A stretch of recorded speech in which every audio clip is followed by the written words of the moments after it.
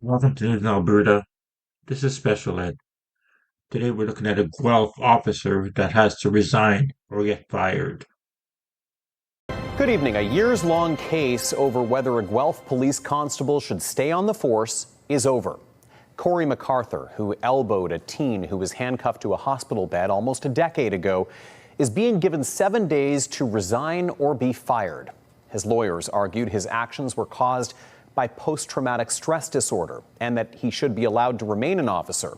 We do have a warning. This story does contain video of the assault that was captured on hospital security footage. Let's go to CTV's Colton Weens, who was at the hearing today for all of these late-breaking details. Colton. Well, Tony, the hearing officer read from a lengthy decision this afternoon, ultimately finding MacArthur must be dismissed, saying while he agrees the officer suffers from PTSD, it doesn't make sense that it impacted the situation in 2016, as the teen assaulted was no threat to anyone but himself.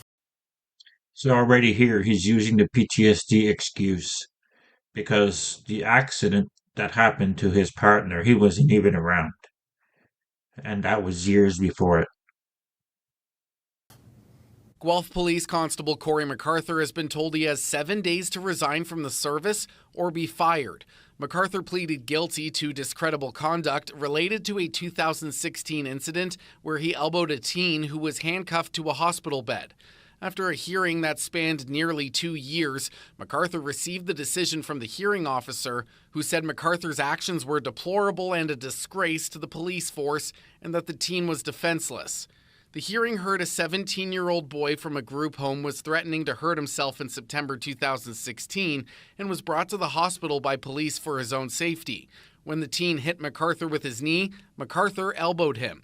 MacArthur's lawyers argued the officer's response was as a result of his undiagnosed and untreated post-traumatic stress disorder due to the death of his partner in 2013 and out of an instinct to protect female officers.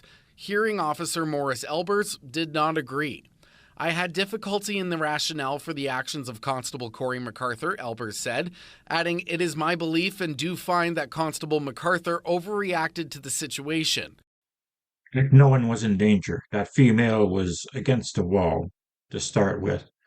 And people that use PTSD as excuses, and the cops do that often, really takes the point off the people that really suffer with PTSD.